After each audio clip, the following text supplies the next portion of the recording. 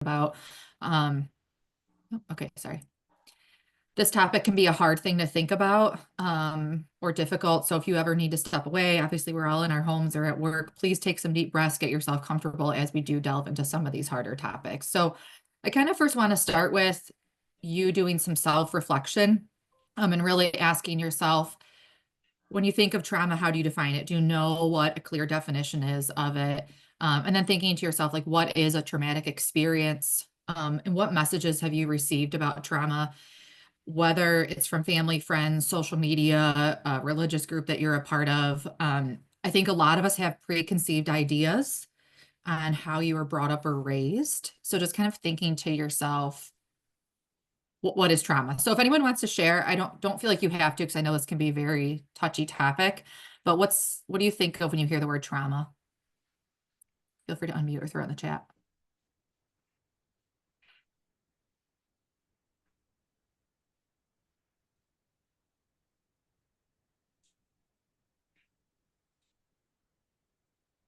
Anybody?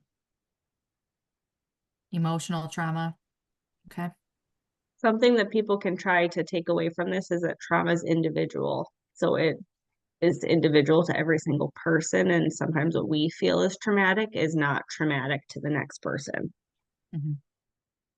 So I'm seeing some things in the chat, like coping skills, physical or mental insult, a negative event that's left lasting impact, something that impacts you in a negative way, experience that transform who you are, how you view the world. And just like Melissa said, guys, like you could have two people that experience the exact same thing or are in the exact same situation.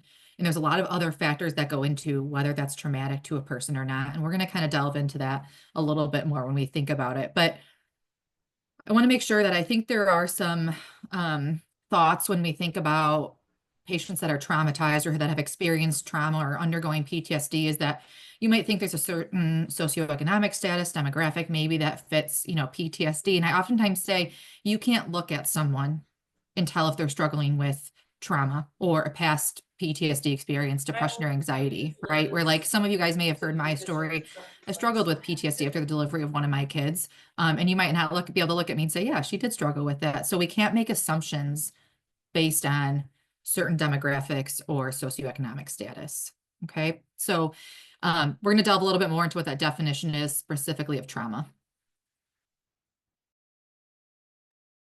Okay, so this is the definition from the Substance Abuse and Mental Health Services Administration. So they define trauma as an event, series of events, or set of circumstances that is experienced by an individual as physically or emotionally harmful or life-threatening, and that has lasting adverse effects on the individual's functioning, mental, physical, social, emotional, or spiritual well-being.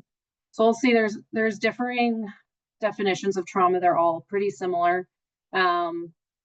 So people with past trauma and adverse childhood events, which I did see someone put in the chat, adverse childhood experiences, which we are going to talk a little bit about, they're more likely to experience trauma. So those without a history of trauma, they may have more capacity to manage stressful events. And then those same stressful events could be significantly more difficult to deal with if someone has that history of PTSD, especially if it was during their childhood development. So really, it's important to think of trauma as being in the eye of the beholder. Next slide. So this is, I put this slide as a therapist's favorite definition of trauma. Last July, we hosted a really awesome full-day perinatal trauma-informed care conference. And the speaker was a really dynamic, well-received speaker whose background is a therapist. And also teaches other therapists that are in programs to become therapists. And so he had, I can't take credit for this, but he had this as his favorite definition of trauma coming from the book, The Heart of Trauma. Any experience of fear and or pain that doesn't have the support it needs to be digested and integrated into the flow of our developing brains. It is possible that the origin of trauma has more to do with our interpersonal environment than with the event itself. And the essence of trauma isn't events, but aloneness within them. Who we perceive as being with us before, during, and after an event is central to our ability to integrate the trauma. So you'll see this kind of come up a little bit more in our discussion today, is the importance of not feeling isolated or alone. when we're going through stressful or traumatic events. Next slide. So when you guys look at this slide, this specifically says L&D related risk factors for PTSD, and whether you work on labor and delivery, mother, baby, or the NICU, and depending, maybe on what facility you work at, you look at this list, and you might say to yourself, like, okay, yeah, I work at a level 3. I see preterm deliveries all the time. Think about labor, physical pain. Everyone's in pain, right? Depends on just how they perceive that pain, maybe. But if you look at these, when I started doing a lot of research on PTSD related to incidents that happen on labor and delivery, these were the top things that kept reappearing in the research studies. And these top ones are essentially things that we can like see or perceive, where down on the bottom, these are more of the factors that how patients feel. So L&D related risk factors, preterm delivery, physical pain, an emergent section, instrumental delivery, clinician or staff with a very unsympathetic attitude, or postpartum hemoglobin less than 9. And on the bottom part, these are all things that are like felt or perceived by the patient. So dissociative symptoms, lack of control or feeling powerless, high level of fear for themselves or their baby, and then perceived lack of support from partner or staff. So if you look at these, I think a lot of us might have like these preconceived ideas of what might validate as trauma in the labor and delivery unit. But like guys, like where I worked, we delivered preterm babies all the time. We did emergency C-sections every day. We just thought it was part of the normal thing. And really these can be very impactful and have lifelong impacts on the patient.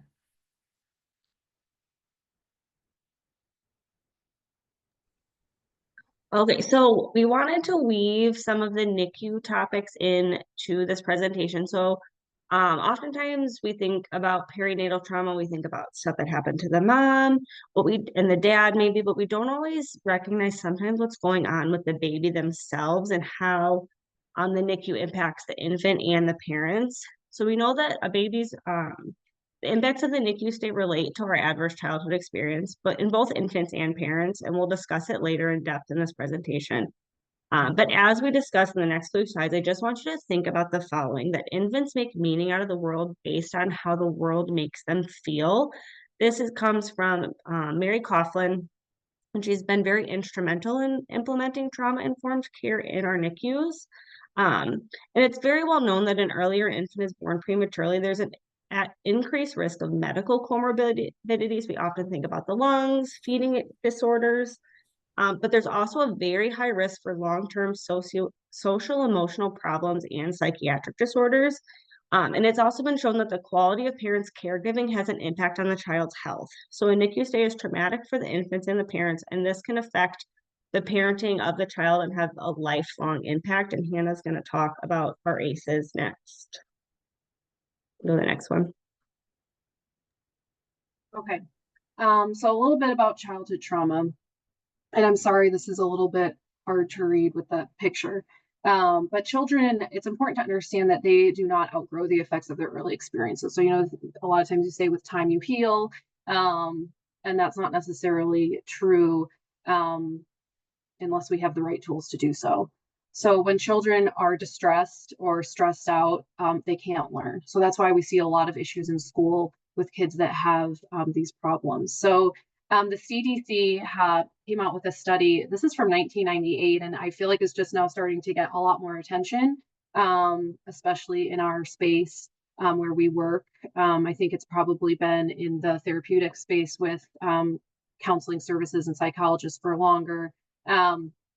But this is looking at 10 dimensions of childhood and what someone has been exposed to under the age of 18. Feeling that they had enough to eat or being clothed appropriately, someone that was taking care of them. Did they lose a parent through divorce, death, or any other reason? And then living with someone who was mentally ill or attempted suicide. So you can read those as it goes down and the 10 different dimensions. But it's important to understand that our attachment bonds with the caregiver, whether it's a parent or a grandparent or whoever, is that these are our greatest protection against trauma. And there's a much bigger impact on childhood trauma than on trauma that occurs in the adult brain, kind of like I alluded to earlier.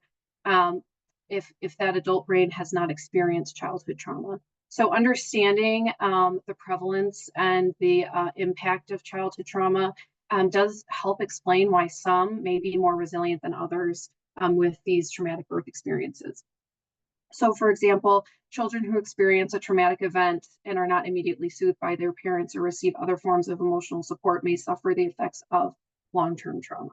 And so this screening tool, like I said, it looks at those questions from adverse childhood events, commonly known as ACEs. And what the study has found from 1998, there is a significant link to people experiencing traumatic childhood events and having poor health outcomes and chronic disease leading to a shorter lifespan. And they found that with anyone that has an ACE score of 4 or higher. The CDC reported 1 in 6 adults experienced 4 or more types of ACEs. At least 5 of the 10 leading causes of death are associated with ACEs. And so preventing ACEs could reduce the number of adults with depression by 44%. So I think it's this really highlights the importance of focusing on ACEs and reducing those to impact our long-term health. Next slide. Okay, so I just really like this graphic. This comes from the Building Community Resilience Coalition, shows the realms of ACEs, which is the adversity within the family, but then it also shows adversity within the community. So the leaves on the tree represent the symptoms of ACEs, which are the 10 dimensions from that study that are easily recognized in clinical, educational, and social service settings, like well child visits or a preschool classroom. But the tree is planted, what I read off of the site that I thought was a really cool way of explaining it is the tree is planted in poor soil that is steeped in systemic inequities, robbing it of nutrients necessary to support a thriving community. Adverse community environments, such as lack of affordable and safe housing, community violence, systemic discrimination, and limited access to social and economic mobility compound one another, creating a negative cycle of ever worsening soil that results in withering leaves of the tree. I know in the perinatal care environment, and I know there are some people on here just from the ED environment or space, and so I still think this is hugely applicable to the emergency department. But I wanted to read a quote, as I feel like, especially with our initiatives from ILPQC, we've done a lot of focus on home visiting programs. And so as I was reading The Body Keeps the Score, which is a great book, and we have a list of books at the end of this that we all recommend and have read, there's this quote from his book that I'm just going to read. In the early 1970s, psychologist David Olds was working in a Baltimore daycare center where many of the preschoolers came from homes racked by poverty, domestic violence, and drug abuse. Aware that only addressing the children's problems at school was not sufficient to improve their home conditions, he started a home visitation program in which skilled nurses helped mothers to provide a safe and stimulating environment for their children, and in the process to imagine a better future for themselves. 20 years later, the children of the home visitation mothers were not only healthier, but also less likely to report having been abused or neglected than a similar group whose mothers had not been visited. They also were more likely to have finished school, to have stayed out of jail, and to be working in well-paying jobs. Economists have calculated that every dollar invested in high-quality home visitation, daycare, and preschool programs results in $7 of savings on welfare payments, healthcare costs, substance abuse treatment, and incarceration, plus higher tax revenues due to better paying jobs. Just think that's a really impactful quote from that book.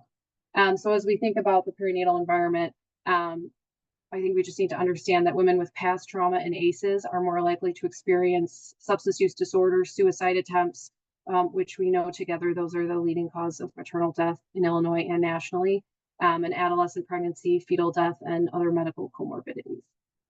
You can go to the next slide. So it's why, hopefully you're not wondering this anymore, but why are we talking so much about childhood? Because it really all starts in pregnancy and birth. What kind of environment were children born into? And what about their mothers? And what about their mothers? Trauma is generational. There's a book called It Didn't Start With You, How Inherited Family Trauma Shapes Who We Are and How to End the Cycle. That's by Mark Wolin. So it's a very interesting book about the generational impacts of trauma.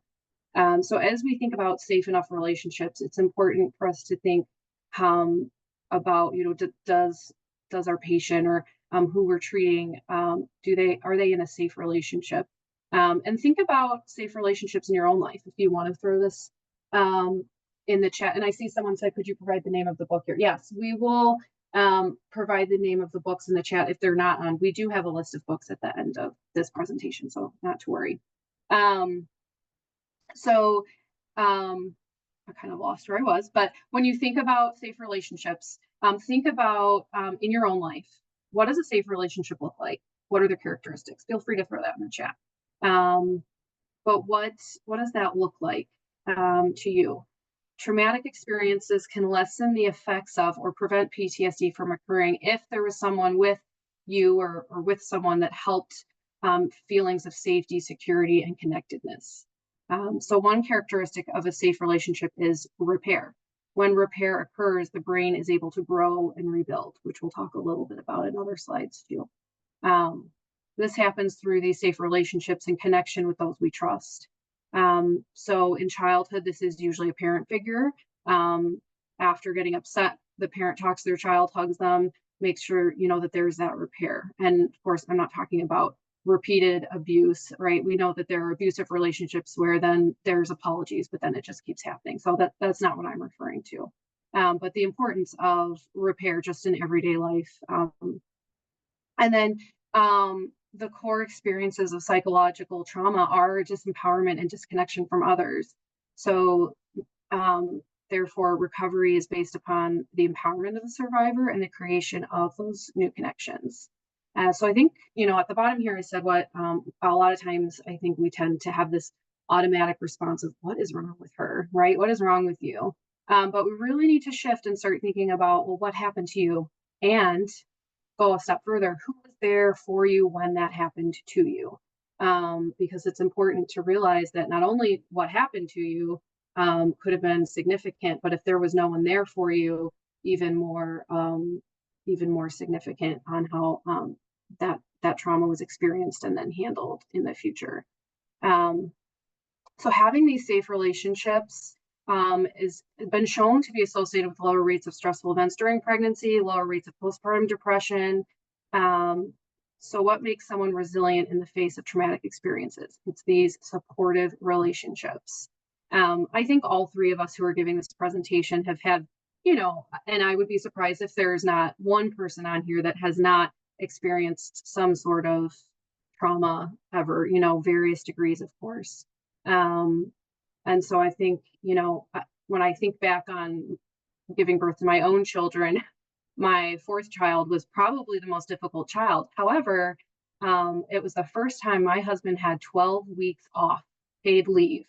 And it was the easiest maternity leave mentally for me because he was there with me more. So just an example of that supportive environment. You can go to the next slide. All right, so I just want to talk about brexanolone a little bit. I know some of you may be familiar with what this medication is, or you may have seen something similar to this. This was talked about at IOPQC as well. But brexanolone is essentially the medication that came out recently that was approved for postpartum depression.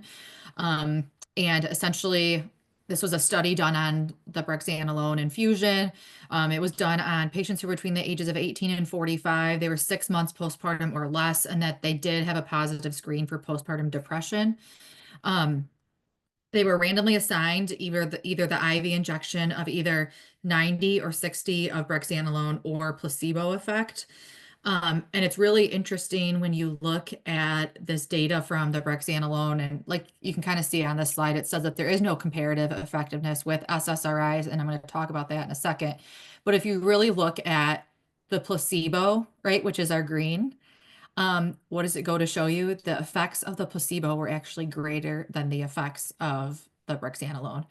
These patients were brought inpatient 3 days. The brexanolone infusion is an extended period of time. So they were brought in for 3 days, and think about it, they were fed, they got to sleep, they got to recover, they were cared for.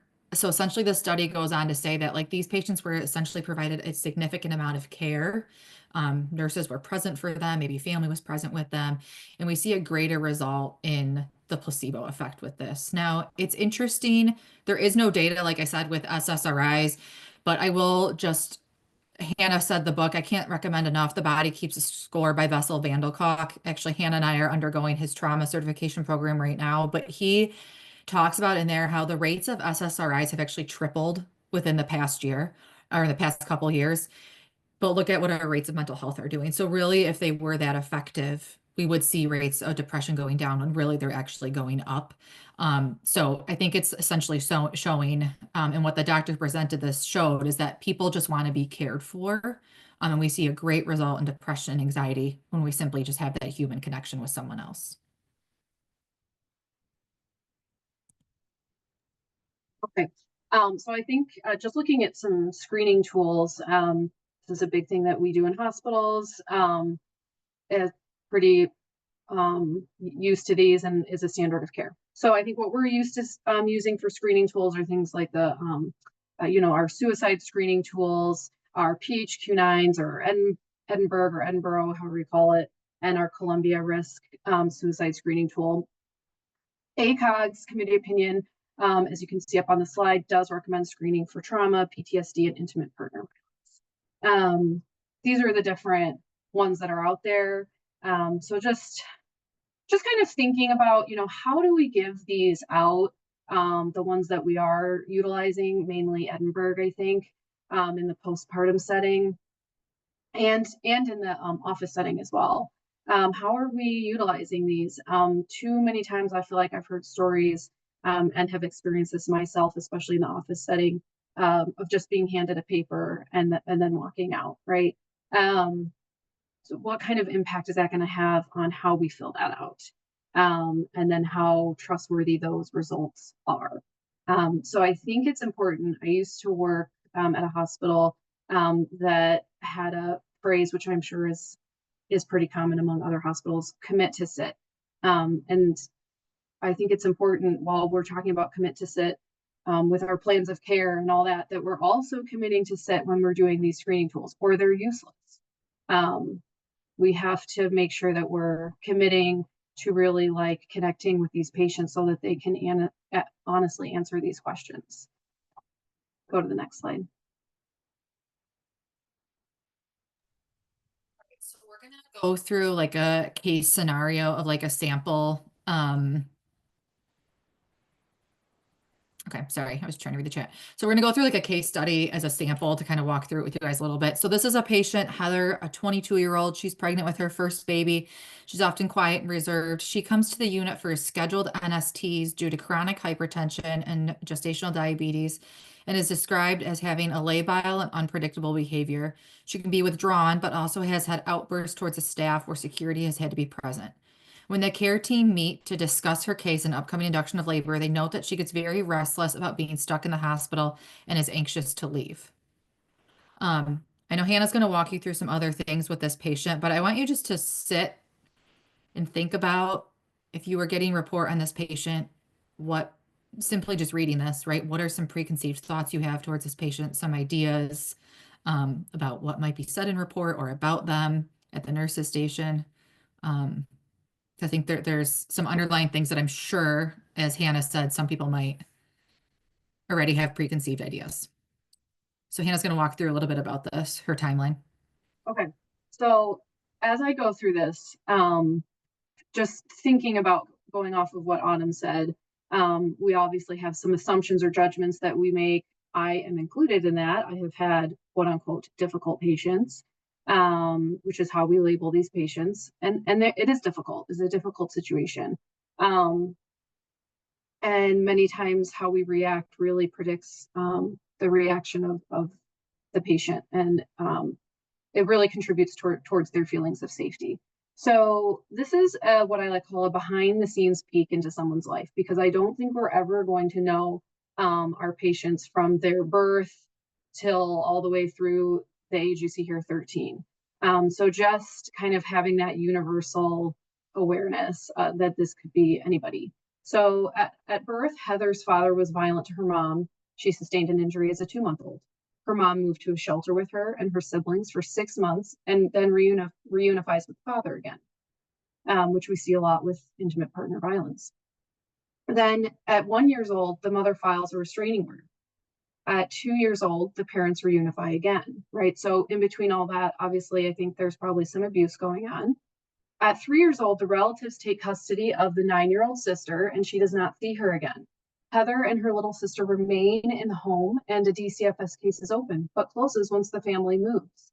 At 4 years old, Heather's earliest memory of being beaten by her father with an electrical cord and trying to hide under a bed to escape. And in kindergarten, when she's 5, she has inconsistent attention and behavior, and she receives a diagnosis of ADHD and is placed on medication. At 6 years old, she files multiple school files are reported concerned about abuse and neglect, and the children deny any problems. Total of 8 filed reports from the school from age 4 to 10. At 7, domestic violence incident occurs. The neighbors call the police and DCFS case is reopened. Service plan is put in place. At 8, increasing difficulties with school and fails the 3rd grade. At 9, Heather breaks her finger during a fight with her dad and tells the hospital she fell, and no intervention takes place. At 10, 5th and 6th grade, she's increasing with behavior challenges, and school psychologist diagnoses Heather with oppositional defiant disorder. At 11, after her father starts beating her little sister, she finally does disclose past and current abuses to the teacher. Heather and her siblings are removed from the home and separated. And at 12, Heather testifies in court against her dad, and he is incarcerated. Her mom receives services for substance abuse and inconsistently visits the children. And at 13, the mother is incarcerated on drug charges. I think that reading the timeline is really impactful. It's upsetting, but how does it change how we feel about Heather? I just think it's important to reflect on that. And then what, by looking at this, do you think her ACE score is? Do we think it's more than 4? Next slide.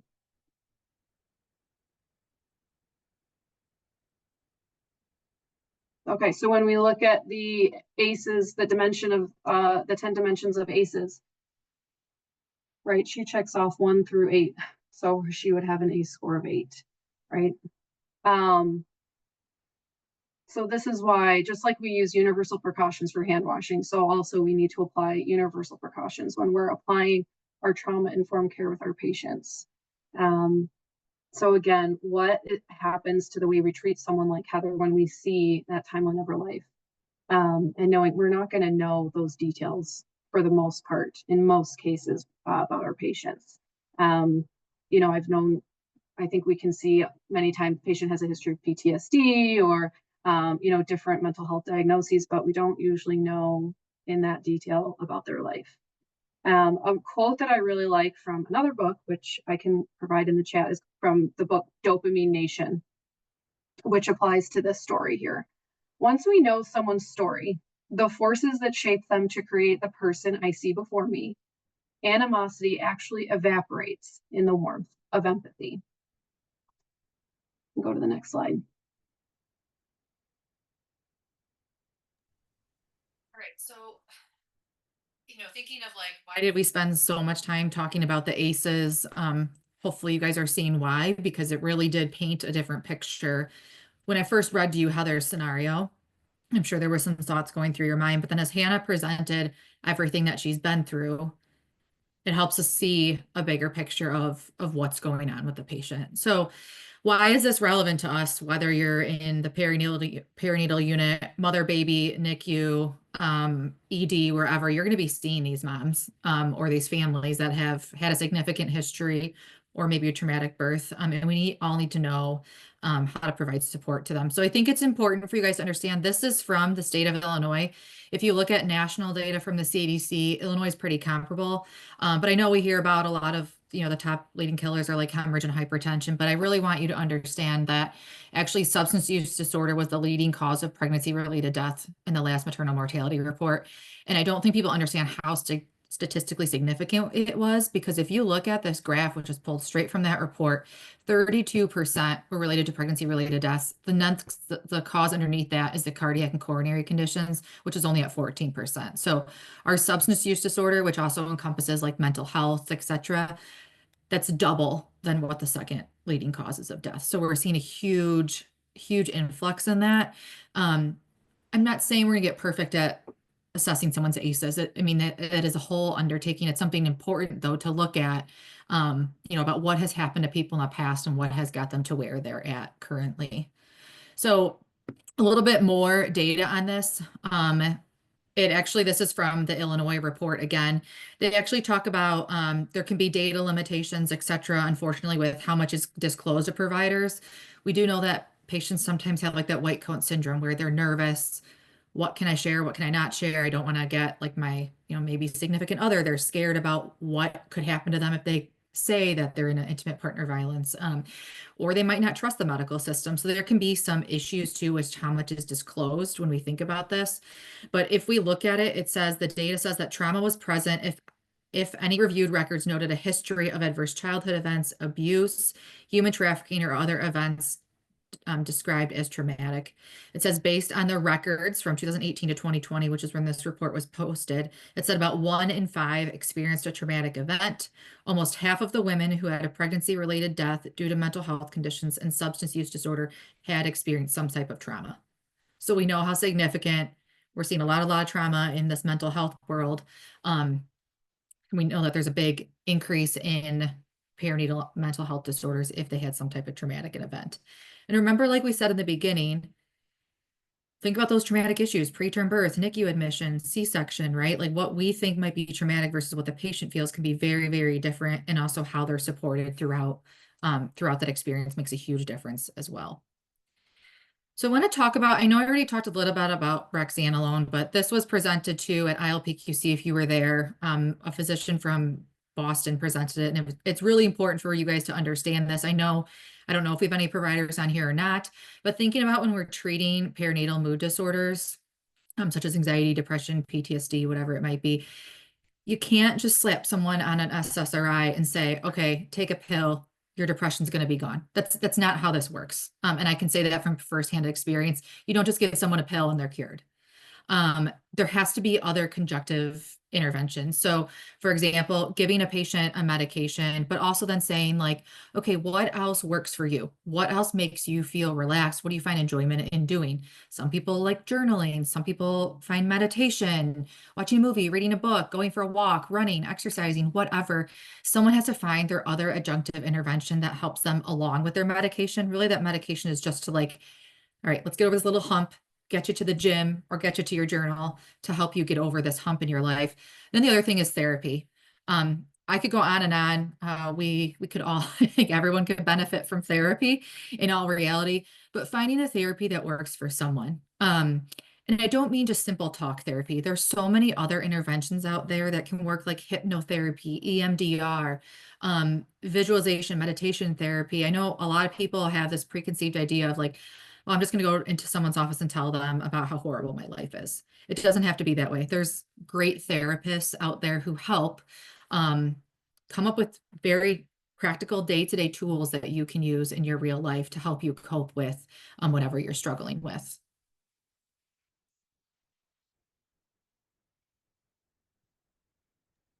Okay. I'm going to talk a little bit about the brain and without getting anyone overwhelmed or overstimulated. I do want to, just because I saw in the chat while Autumn was talking, Jamie, Dr. Plett, oh, I'm so glad you're on here. We have been looking at the validation of a score when someone else administers the screening tool versus the patient answering them by themselves. What we have found so far is that is only validated if they do the screening themselves. Is the screening tool still accurate if someone else asks the questions? I think that's a good point to bring up. I don't know like the exact answer to that question. However, I think, yes, the patient needs to answer it themselves. I think it's just like, how are we doing this leading up to that? Are we just giving them a sheet of paper, which I feel like does happen a lot. I'm sure you, Dr. Plett, are not like that because I know you personally. But I just feel like it's more about how we are forming these relationships with patients before they're taking this. Like, do they feel safe to tell the truth? Do they feel connected with their providers? So I feel like it's more about that. And then the commit to sit part, I guess, is just, you could sit with them while they take it or not, whatever. But that commit to sit as in really connecting with the patient prior to, and if that helps answer that question. I'm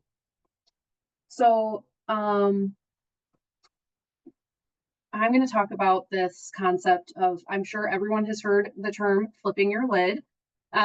This phrase was coined by a child psychologist, Dr. Dan Siegel, has a lot of great books that maybe some parents have read.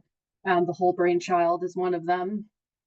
So this shows, like, if you guys just on your own want to kind of hold up your hand, that we're just going to kind of go through this with the hand model.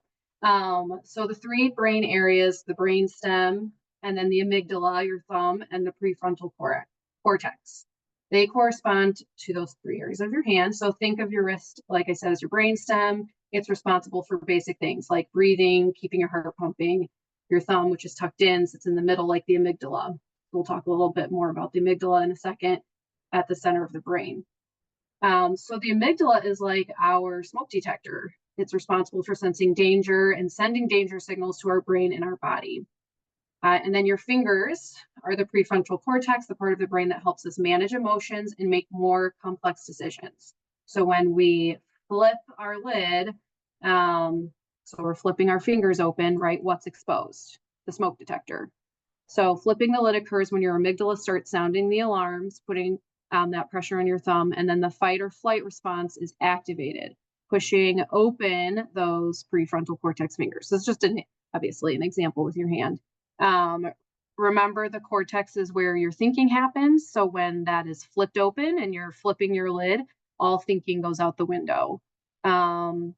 I kind of think about this within myself in my job, because I think we have all been in this situation in an emergency, right? So as like a newer nurse that wasn't comfortable and maybe crashed C-sections, that executive functioning is gone, which is why we love our emergency checklists, right? So when this happens, you lose your balance and reasoning, and you react in extreme ways if you don't have those coping skills already as a result of your emotions. This is an unintentional reaction. You're not choosing to react this way. Your threat responses have been activated and you're trying to survive. These powerful feelings that are coming from deep within, they can't be eliminated by reason or understanding. So we'll talk a little bit about a window of tolerance, but when you are outside that window of tolerance, you are flipping your lid. So we'll get into that in a couple slides. Next slide. All right. So I like this picture from MindLift, talking about the amygdala. When someone has PTSD, the amygdala is misfiring, even when there are not any threats to safety. So let's think back to Heather, right? In our view, there's no threat to safety to her. Why is she acting like this? But for her, it's that smoke detector is going off when there's nothing unsafe going on. But to her, there is. And by the way, that timeline, that story, while the name has been changed, it is a real story, a real timeline of someone's life. So far we've talked about the long-term effects childhood trauma can have, the risk factors for birth trauma, and how the brain responds to traumatic stress. And all of this might seem overwhelming, but not all hope is lost. People can be extremely resilient, and our brains have the power to create new neural pathways, which help with development of healthier coping mechanisms and responses to triggers. We call this neuroplasticity. So in a little bit, we're going to look at some different grounding exercises that help create these new neural pathways, which we can utilize for not only our patients, but ourselves. I think we've all probably, as nurses, doctors, have had experiences with vicarious trauma, but also this can be good for ourselves. So another thing that I don't want to forget to mention, because I don't know if it's specifically in the grounding exercises section, but at our conference that we had that the therapist spoke at, he talked about the limbic squeeze. So when I showed you that hand model where your thumb is the amygdala and your fingers are crossed over, yep, The limbic squeeze. So like if you're, it's just a kind of a nice, I've done it a few times now. And when you're in a moment of stress or you're having a hard conversation with somebody, kind of forming that fist over your thumb and squeezing it is kind of a good mental reminder of, okay, I'm in control, and that prefrontal cortex fingers are squeezing my smoke detector to help keep me calm. So just a reminder to keep your lid closed. Next slide. All right, so I'm just going to talk about this little chart, I guess you could say. This was created by a psychologist, and I use this a lot when I talk about how patients perceive, right, like their situation that they're in. Most of our patients, whether they're on labor and delivery, postpartum, or they have a baby in the NICU, most of your patients are going to be sitting here in this like sympathetic range area where they might be feeling a little bit concerned, anxious, they might be in pain, so they might be a little bit panicked, etc. Most of our patients, we would love to see that everybody's grounded, but we know no one wants to be in the hospital, right? Even if it is for a happy delivery of a baby, no one likes being there. So there is a slight increase in this sympathetic system. Now, the thing that we have to be careful about as healthcare providers is we want to try and keep our patient in the sympathetic range. We know that there's physical changes that happen when that sympathetic system's kicking in, but the problem is that if our patient moves from this fight or flight stage and moves up to this freeze or this deactivation phase, this is where we start seeing patients who have a greater risk of like PTSD. They're completely losing control. They might start reacting in like completely irrational ways they wouldn't have acted per se if they were still in that fight or flight range. This is essentially where Hannah said, right? Like they're flipping their lid. They view that they're in danger, their baby's in danger. And we can see a huge increase in risk of trauma if we move patients up here. So if you start thinking about like how can we keep patients in this fight or flight area, right? Where, okay, they might say, yeah, I'm a little bit, in pain, or I'm a little anxious about this delivery, or my baby that is going to have a no NICU admission.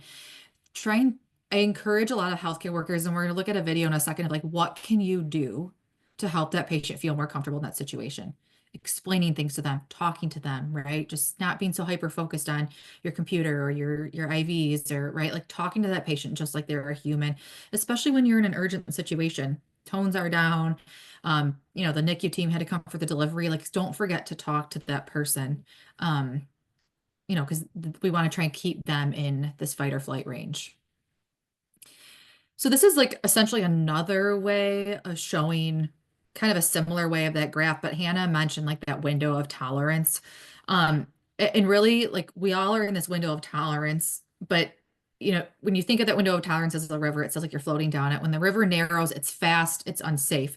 When it widens, everything slows down. You can relax, right? You can lay in your little unicorn inner tube, feel great about yourself, right? So it's all about that window of tolerance. Do we have a big window of tolerance, or are we so hyper, we're dysregulated, we're getting anxious over something? Okay, now it's narrowing, now I'm flying down this river. I can't control anything. I've lost control of myself. I've lost control of emotions, everything I'm saying. So it's really trying to work on, and all of us, this isn't something that, even me, I'm still working on my window of tolerance. All of us have, depending on what's going on in your life or your situation, your window of tolerance fluctuates. Whether you have a lot or you have a little, totally depends on your situation, but also it depends on what techniques or strategies do you have to help you manage those stressful situations to enlarge that window of tolerance. So I'm going to pass it over to Melissa to talk a little bit more about the NICU. Okay, so we're going to talk a little bit about the NICU environment and how it really does have an impact on the baby's brain development. So just now I want you to just close your eyes for a minute. Imagine you're taking a nap, you're all snuggled up in your bed, you're nice, warm, comfortable, and you're in a very deep sleep. But all of a sudden you hear a loud crashing and beeping noise. The lights are abruptly turned on and you're pinched in the foot. It's not super comfortable, right? Not something anybody wants to wake up to. But this is often the stimuli that's experienced by a baby in the NICU. And as caregivers, we need to we need to work on protecting a healing environment for our babies and also the family. The more premature an infant is, the more the brain needs to develop and grow.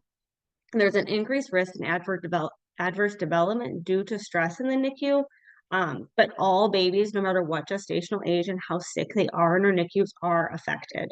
The physical and motor deficits that a child of a baby that's been in the NICU is often can be apparent, but how the brain has been affected cannot always be seen, but it is just as important.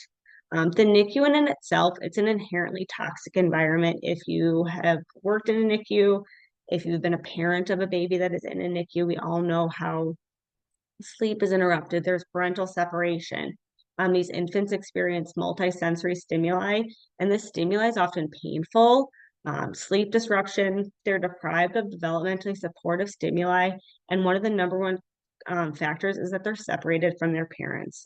These stresses occur from the environment itself, but the interventions to keep the baby just alive also can affect their brain. So if you want to go to the next slide. So the next slide, I really love this diagram about promoting a healing environment. And one thing I have always been super passionate about is skin to skin care in the NICU. It is a fundamental, essential component for neuroprotective and patient family-oriented care for hospitalized infants. So promoting a healing environment can provide neuroprotection to the infant and support the developing brain. And it also can provide parental confidence. So in this diagram, you can look at all the different things that go into protecting the infant, and it does encompass all of the senses. So your touch, smell, taste, sound, and light. It's a difficult task to achieve in a NICU, but it can be done with dedication to developmentally supportive care, and also working with the parents of our infants to really promote this in our NICU environments. A simple habit as a NICU nurse, provider, doctor, anybody going into a baby's room in the NICU is just prior to ever touching the infant, introduce yourself. So open the isolate door, and sometimes it can sound silly, and I even will get like weird looks from my coworkers sometimes, and I'll say, hi, you know, little Susie, I'm Melissa here today, and I'm going to change your diaper. But it lets the baby know that you're there. So imagine in that other scenario where somebody just turned the lights on abruptly. Now that baby knows that you're there. Provide a positive touch prior to any painful assessment or painful procedure. Get a second set of hands if possible so the infant can feel positive touch by also receiving negative stimuli at the same time. And then assess the infant's response and pause and stop as needed when signs of stress arise.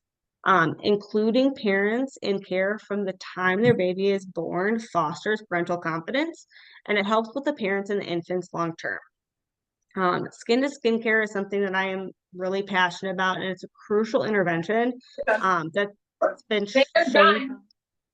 It's been shown to improve time spent in deep sleep, the ability to stay in quiet, alert, and awake states in the infant, and it also promotes a lot of self-regulation. And these all help impact the baby's brain. In our parents, especially the mother, there's an increase in oxytocin levels, an increased sense of calmness and connectedness to their infant. Parents are more engaged and report a higher sense of confidence the more that they do skin to skin care and are involved in their infant. It's a great mediator of stress. It can switch both the parents and the infant from that flight or fight response to a rest and digest state, and switches that brain from the sympathetic nervous system to the parasympathetic. And while all of that is very important, we also need to understand in the NICU and balance how we discuss these topics of a healing environment with the realities of each and every family, because every single family is different. Maybe they have to go back to work. Maybe they have limited transportation. They have other children at home that they have to take care of. So it's not always possible for the parent to be at the bedside daily or sometimes even weekly. So we need to then focus on the positives of what is realistic for that family, because we don't ever want to make a family feel that they're not promoting these things for their infant. So we need to focus on what they're able to do when they're there, and really foster that sense of confidence while they're visiting with their baby. So we don't want to traumatize or guilt the parents into things that are not realistic for them. So it's important for us then as NICU staff to help promote that healing environment. And we need to remember that our words are very powerful, and then to balance those with the realities of the life outside of the NICU. You can go to the next one. Autumn. Okay, so we're going to talk about how we can protect our patients from triggering. So a couple of things are listening and understanding from the patient's perspective, not placing blame, giving clear expectations, having cues of safety. Many things we do in our daily practice are very normal for us. And oftentimes we don't even think about the implications that they might have on our patients. But sometimes they can be very scary, and we need to have simple tools that help them protect our patients. So really listening to the patient and having understanding are important in helping them feel safe. Clear expectations are super crucial. They can often occur before an intervention ever even happens. So this is simple, like explain to the patient what it would look like during labor if the baby's heart rate happened to drop.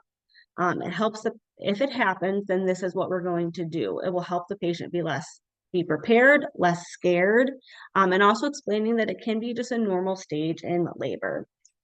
Expectations and informed consent. So we want to discuss with our patients at the beginning of the shift that there's changes that can occur during labor and how you keep them informed during each and every step. Labor is a huge unknown. It's a very scary time for a mom and her family, and there's a lot that the patient and staff are not in control of. So the patient needs to have informed consent in their care to decrease the trauma. Parents in the NICU also need to be involved in the decisions related to their baby. Sometimes we do things and we don't even think to ask the parents, but we need to remember that it's not our baby, and parents need to be involved. You think of big consent for the infant as big medical procedures like line placement, lumbar punctures that require consent, but we can also promote choice and informed consent in the very little things like moving their baby from an isolette to a crib. When the parents comes in, are we going to give a bath? Like, your baby's due for a bath maybe today or tomorrow. What works for you? It's not what's my plan for the day. It's what is the parent's plan for the day for their baby. And offering them a choice. I lost my place. Sorry. Offering them a choice can help them think that their baby is ready or not, can promote confidence in the parent's partner and a partnership in care. So asking them if they think that their baby is ready to take a bottle today. We need to remember that we're taking care of people and their children. We're very used to checking checklists and tasks, but we need to remember to not always check off the boxes and just really start checking our people and sitting down with them. So Autumn's going to show a video.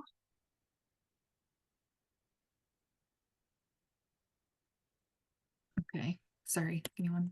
I was like, I had this all ready to go, but.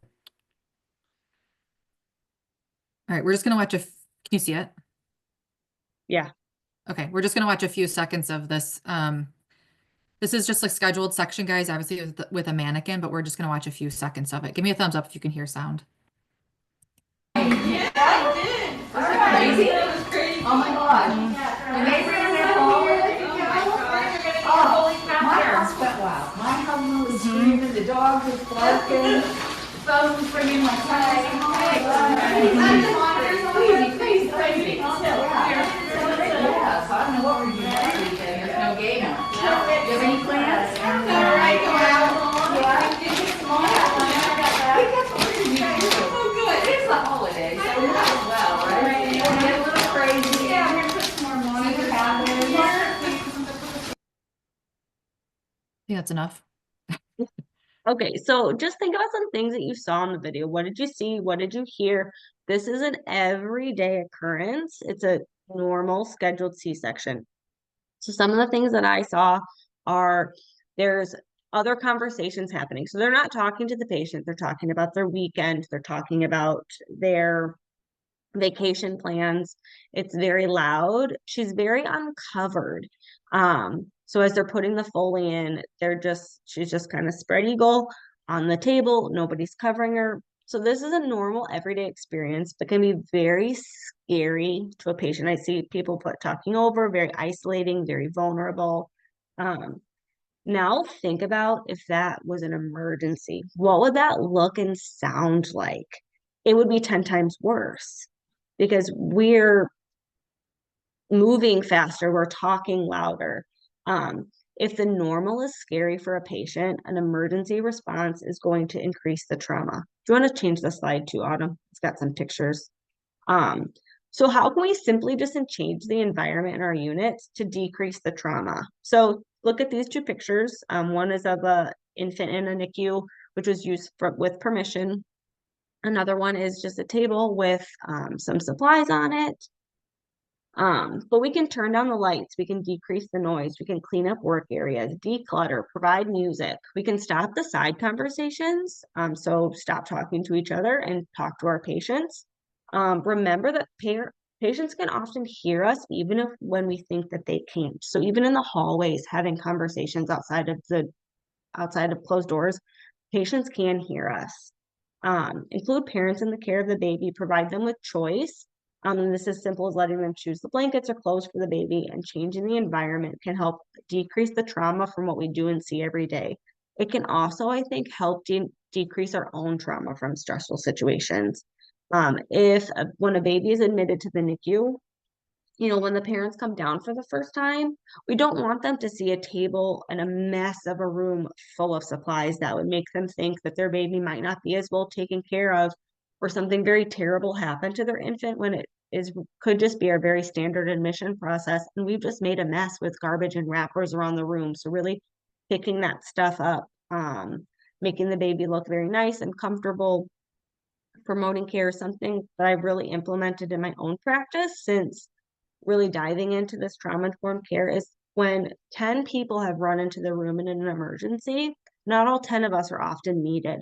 So and I've taken it upon myself to then just sit down with the parents and sit and make eye contact with them and talk to them about what is happening with their baby, and just making them know that somebody is there for them as well too.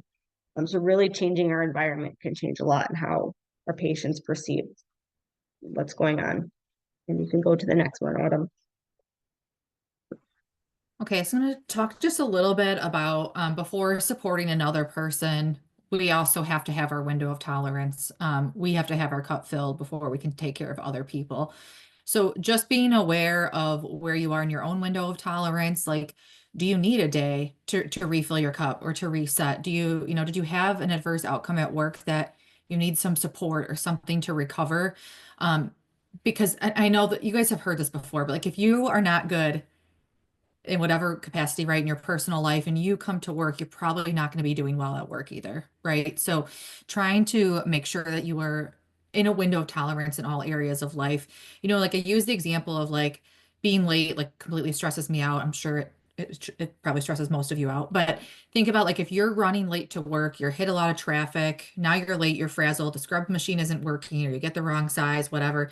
You change, then you come out to the nurse's station, you see that your patient that you're getting is having repetitive variables, the epidural seems to be one-sided, and then you're just like, gah, right? Then you're like out of your window of tolerance. And if you're already late, and now you have to walk into a patient who needs a significant amount of help, it can be very stressful. So be early, right? If you need a day, right, talk to your manager. Hey, I mentally need a break from XYZ, right? Can someone help me with this? Use your employee assistance programs. I cannot stress to you guys enough. You have to take care of yourself. And this is from personal experience too. Like, guys, nursing it's a hard job, right? But you think about, you are taking care of someone's life. You're taking care of someone's mom, someone's baby, someone's daughter. Your job isn't just something very simple, right? This is a very important task that you have at hand. So please, please, please take care of yourself so you can take care of your patients. This is a quote from a book, one of the books that we'll show you guys at the end, but it also talks about, says, few skills are more essential than the ability to settle your body. If you can settle your body, you are more likely to be calm, alert, and fully present no matter what is going on around you. A settled body enables you to harmonize and connect with other bodies around you while encouraging those bodies to settle as well. Think about, guys, I'm sure you've had some of those people in your unit who they're just like a calm presence. They are a calm body, a settled body that helps change the environment. And then I'm sure you guys have those people in your unit who are just the opposite of that. So thinking about what has a better impact on that patient helps them stay in that fight or flight response and not flip their lid. So thinking about what can we do to help ourselves settle so we can help our patients settle. So I just want to share, Hannah's going to share a few other strategies as well, but I see an amazing therapist who's been super, super helpful to me. She's very knowledgeable on the brain and the body, what works with what, and how to help me cope with things in my day to day. But something she talks about is just a self hug. So it is literally what you think it is. So it's literally just hugging yourself, making yourself feel present. Saying like positive things to yourself, like I am strong, I am an adult, I am smart, whatever. The other thing too, she says with a self hug is that sometimes you can just hug where you feel you need to bring some warmth. So if you're feeling uncomfortable in your belly, just put both your hands on your belly and like hug your belly. Sorry, here goes my dog. If it's like your knees, right? Like, or your back, like put your hands there and almost like hug your back of where you're having that pain to make yourself feel that warmth and comfort from yourself. The other thing that I learned is called like a happy place. And I actually learned this through like hypnotherapy, which I'm not saying you guys are going to do this and all of a sudden you're going to be like, yeah, this is super easy. But she had me just putting my pointer fingers to my thumb, and had my eyes closed. It was a very like calm environment. And she was asking me like, where is a happy place for you? And for me, I was like in the woods amongst a bunch of pine trees in a hoodie, right? With a cold breeze, sun shining on my face, right? So then like, she's like, when you're struggling, right? Put those fingers and thumb together, close your eyes, go to your happy place, take some deep breaths. Everything's going to be okay. Right. And that has really helped me. The other thing is, that my therapist says is adult or wise choices. I know it sounds baffling because you're like, I'm look out of my, I know you, or I'm looking at you and you look like an adult, but not thinking that I don't have to make decisions based on making other people happy all the time, which I think might be a thing that a lot of us struggle with is like, you are an adult. You can make your own choices. You don't have to make all these choices all the time for other people. You are your own person, right? So she taught me with just squeezing my hands like this.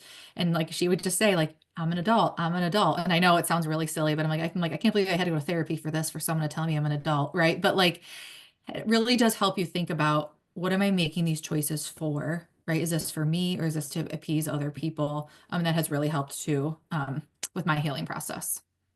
And then Hannah has some other good ones here. Like Autumn said, we're all going to have different things that work for us. I told Autumn, I'm like, you're going to need to talk about this self-hug thing. I haven't done that before. So everything, trying to like go through a lot of different types of exercises that can not only be helpful to you as a nurse that's maybe going to have a stressful shift or even just personal life, but things that we can also do with our patients. So when we're talking about breathing, right, these are not anything new. I know that I'm not telling you should tell your patient to take deep breaths. We do this every day. Okay. We know, but why is it helpful? Do we really know why it's helpful? I think, sure, some of us probably do. I would say that I have known why it's helpful on more of a superficial level, but really understanding the depth to why this helps really, I think is good for us to be knowledgeable of. So understanding how the brain works under stress can help us understand why it works, and when to use these certain techniques. We can't prevent all birth trauma, right? We cannot. This is why I liked in the comments, we talked about music and we talked about, someone put in that in the chat, and someone said prepping for noise in an emergency, because we can't control other people. Like Autumn said, we are only in charge of ourselves. And so I think, it is a great idea to tell patients like, hey, if the baby's heart rate goes down, or, if someone finds a prolapse cord, things are about to get a little crazy, but you're in good hands, right? I think a lot of us have probably been in that situation who are L&D nurses.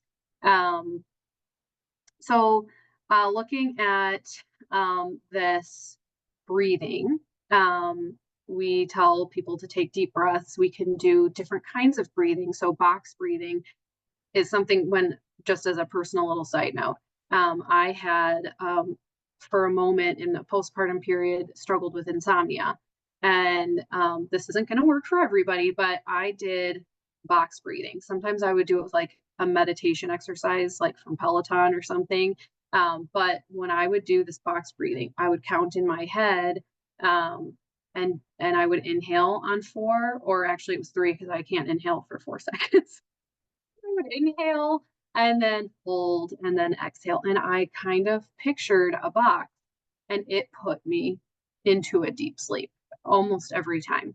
And then there's the 5-finger breathing where you can kind of see, you're breathing, you're exhaling, you're breathing in and you're exhaling. So just some things, different things to think about, instead of just saying, take a deep breath, which I do think is still helpful.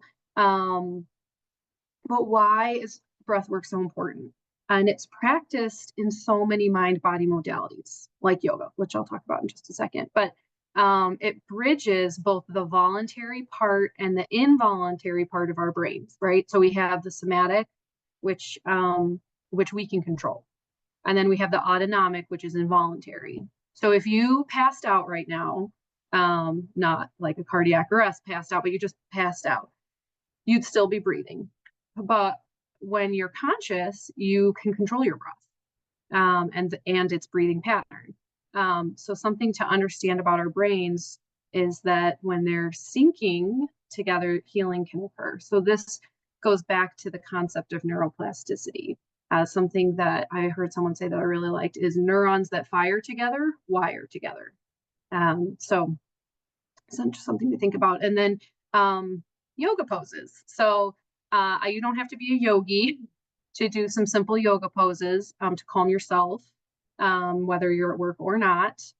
Something we were talking about this as we were prepping for this presentation, the 3 of us, and we were talking about just different things we've done. And I really stuck with me what Melissa said, that she will do tree pose, which is like where you're balancing on one foot and you're balancing your other foot inside your leg, depending on how flexible you are, all the way up to your thigh or kind of by your knee. And she would do that because that balancing, it calms you. And then she would place her hands inside the incubator and gently place her hands on the baby. So I loved that visual of how that, you're transferring your energy, your calm energy to the baby. Just some things to think about. You can go to the next slide now. Okay. So responding to patient triggering and some grounding exercise. So some examples: if someone's having a racing heart, we're taking attention away from the heart and pay attention to the sensation, to our different sensations. So in the book that we've talked a lot about, The Body Keeps the Score, Bessel talks about helping patients identify parts of the body, postures, or movements where they can ground themselves whenever they're feeling stuck, numb, terrified, or enraged. So, for example, if you ask your patient, how do your hands feel? Are your hands feeling okay? If they're in a moment of panic or they're anxious, they say yes, you could tell them to go ahead and move them and put some pressure on them, open and close them. But it could also just be focusing on their out breath if they really can't focus enough to do those kinds of things. And the box breathing and the other kinds that we were talking about in the previous slide. So doing these things, finding areas of control, helps patients discover their own islands of safety, which helps them see that they can create body sensations to counterbalance feeling out of control. So when I'm stressed, me personally, I tend to put firm pressure on my neck or my chest, usually here, or I do what's called the carotid rub, because I usually tend to get most stressed when I'm driving in traffic on 294. Truly, like true stress. So I know to do this because I have that body awareness and I've been through that before and know that it helps. But sometimes we may need to help others who, they've never been through labor before. They've never had a baby in the NICU before. And so they don't understand what's going on in their body. So helping them feel connected with their bodies during the time of stress to help them come back inside their own body. So connecting to the senses helps us stay in the present moment, but also helps with feelings of control and safety. So even something as simple as saying, okay, something that you can smell, taste, touch, hear, or see is, and you don't have to do all those things, but getting connected to the senses in that way. So maybe it's, an essential oil in the room, right? We know there are patients that like that, and some hospital labor and delivery units I know have utilized essential oils. Or sipping on some warm or cold water, squeezing something, or holding someone's hand, listening to calm music, or having a calming picture close by. So helping to facilitate these different grounding exercises can help lessen the effects of trauma.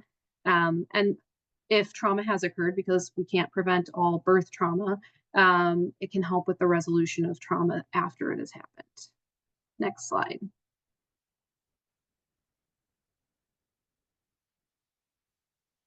So some other things, this came really more from our speaker from last July, and just kind of wanted to, this kind of just is more of those, what I was just talking about. So body mirroring is kind of like, we do this socially, actually. So without realizing it, when we're a really comfortable social environment, we're mirroring each other. So intentionally doing this with our patient can subconsciously make them feel more relaxed and comfortable. And then empathetic reflections. So, we know what these are, like, oh, what I'm hearing you say is, or it sounds like some such and such is really important to you. So just using that language in a genuine way. Of coursing, I actually was pretty skeptical when I heard the speaker talking about of coursing, which just really means what you're doing as a patient is maybe explaining to you how they're feeling or whatever, is just say, of course, like maybe you're not constantly saying of course, but the idea of that and just seeing their point of view. So it does have the potential to feel insensitive and condescending, but if we're watching our tone and our body language, I think we can do this in a therapeutic way. And again, what are these interventions doing? They're creating these neural pathways, which are going to create repair, or if we haven't gotten to that point yet, where we're hopefully preventing a traumatic event from being, maybe we're preventing a PTSD in the postpartum period, so things like that. You can go to the next slide. So this is something, this comes from the website, the Empowerment Equation, which comes from an obstetric anesthesiologist from Pennsylvania, Tracy Vogel. Her name kind of got, you can kind of see it there, somehow got slipped down, but I love this. I feel like we could incorporate this into our units, and not to be just another sheet of paper that we put in a folder and it gets lost in the bunch of them, but something that really is a tool for us, that we could use and talk through with them, or even discuss in the office, or when we're teaching a prenatal class. I think these can be useful tools. Next slide. So important to understand, right? Our patients in, this doesn't apply to NICU because it's actually the opposite in the NICU setting. But in OB, both labor and delivery, mother, baby, it's a very short stay, but can have a very long lasting impact. So because we cannot always be sure and won't always know all the Heathers that we take care of, it's important that we use these universal precautions with our patients, meaning we're treating them all through this trauma-informed care lens that we've discussed today. I think it's very rare for someone to come into our unit having never experienced any kind of trauma. We all have a story, whether we've shared that or not. There was a documentary I recently watched. The filmmaker of it is actually speaking at our spring conference in Rockford this year. And when I went to go see it, one of the people in the documentary said, "Are we even human if we have not been traumatized?" Just thought that was interesting. So I want to leave you with this quote that I love from, I haven't read the whole book, but I've read some bits and pieces that I've really enjoyed it. The book is called Mother is a Verb by Sarah Knott. It's really more of a history on mothering. The quote is, "In the days and months that follow my labor, on this long December day, the birth story will become the child story. We will tie the strands of the event into a net of family meaning. For now, the birth story is in uncontrolled fragments. There is no myth of creation and connection." Next slide.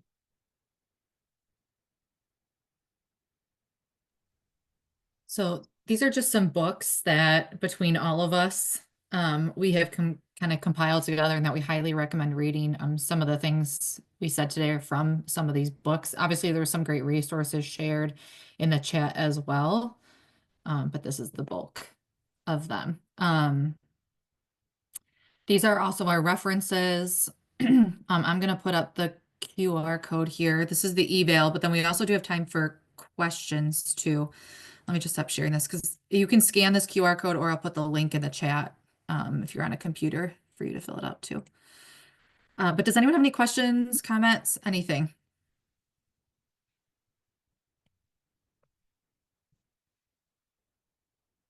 I know I kind of went over a lot.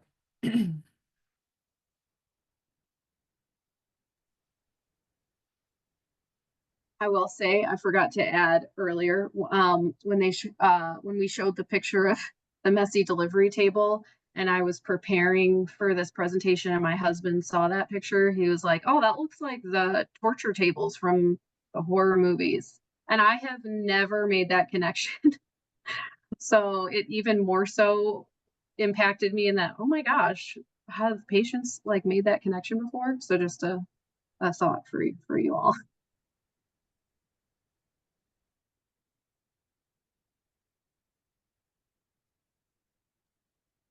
If there are no questions, you guys are free to go. Thank you so much for attending. We really appreciate it. This is, again, a passion project of ours, especially as 2025 comes and the Perinatal Quality Collaborative here in Illinois will be launching the Maternal Mental Health Initiative.